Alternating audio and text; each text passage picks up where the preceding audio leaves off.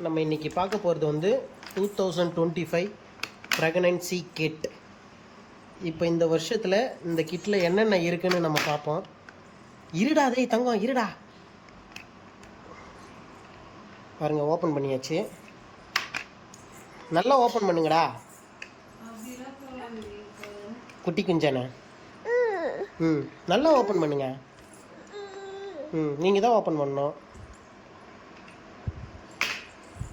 பாருங்கள், இந்த ப்ரெக்னன்சி கிட்டில் என்னென்ன இருக்குன்னு. மூடக்கூடாதுரா, வீடியோ எடுத்துகிட்டு இருக்கேன்ல. பாருங்க, ஓப்பன் பண்ணி காட்டுங்க. ஃபஸ்ட்டு ஒரு நெய் டப்பா ஒன்று இருக்குது பாருங்கள்.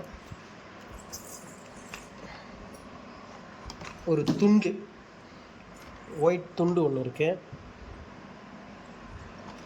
ஒரு டீ கப்பு ஒன்று இருக்குது ப்ளூ கலரில்.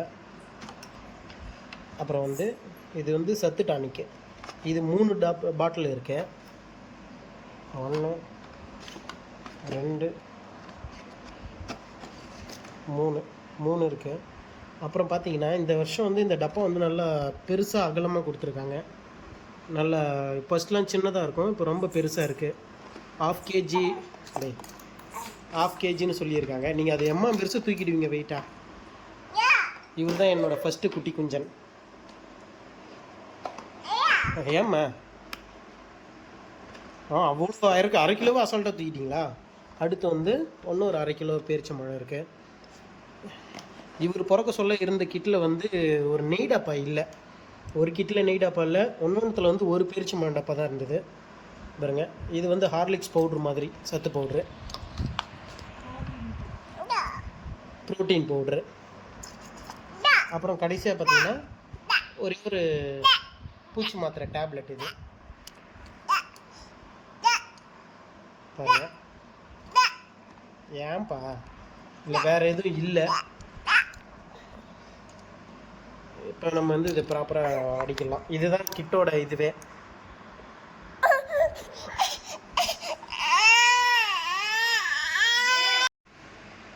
பாருங்கள், ப்ராப்பராக நம்ம அடிக்கிட்டோம். இதை எப்படி இருந்ததோ அதேமாரியே வச்சாச்சு. இப்போ என் ஃபஸ்ட்டு குழந்தை பிறக்க சொல்ல டேட்ஸ் டப்பா ஒன்று இல்லை. 2 டேட்ஸில் ஒரு டப்பா தான் இருந்தது, ஒரு டப்பா இல்லை. அதேமாரி இந்த வீடியோ பார்க்குற நீங்கள் உங்கள் குழந்தைக்கு நீங்கள் கிட்டு வாங்கிட்டு இருக்க சொல்லும்போது என்னென்ன மிஸ் ஆச்சுன்னு கம்பெனியில் சொல்லுங்கள். என் ஃப்ரெண்டுக்கு வந்து இந்த நெய் டப்பா இல்லை இருக்கு இல்லைங்களா. இந்த நெய் டப்பா வந்து மிஸ் ஆயிடுச்சு. இது ஆவின் கொடுத்துருக்காங்க, ஆவின் பிராண்டு. 1/2 லிட்ரு ml வரும். இது கவர்மெண்ட்டில் கொடுக்கறது. இது வந்து நம்ம 2000 ரூபா இது வரும்னு சொல்கிறாங்க. குறைஞ்சது ஒரு 2 கிட்டு கொடுப்பாங்க. ஃபஸ்ட்டு 3 மாதத்துக்குள்ளே ஒரு கிட்டு கொடுப்பாங்க. அப்புறம் 7 மாதத்துலேயே 6 மாதத்துலேயே ஒரு கிட்டு ஒன்று கொடுப்பாங்க. நீங்கள் இந்த வீடியோ பார்க்குற நீங்கள் உங்களுக்கு கிட்டில் என்னென்ன பொருள் மிஸ் ஆச்சுன்றதை கமெண்ட்டில் சொல்லுங்கள். அதே மாதிரி வந்து இப்போ இந்த குழந்தை பிறந்தா காசு வரும் இல்லைங்களா. 18,000 அப்படின்றது தடுப்பூசி போட்டாலும் காசு வரும். சில பேருக்கு வரலன்னு சொல்கிறாங்க. நீங்கள் அதை எப்படி பார்க்குறீங்க? உங்களுக்கு எத்தனை பேருக்கு காசு வந்திருக்கு? 18,000, ஒரு கிட்டு 2,000, இன்னொரு கிட்டு 2,000, அது 4,000 அதுக்கே போயிடும்.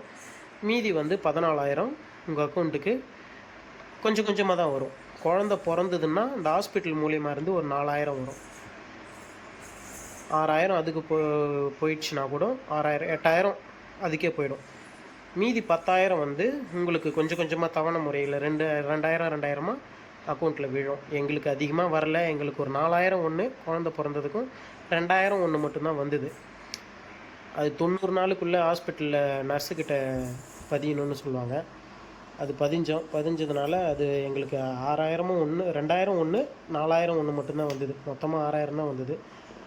2 கிட்டு மொத்தமாக 10,000 வந்தது. 8,000 எங்களுக்கு வரல.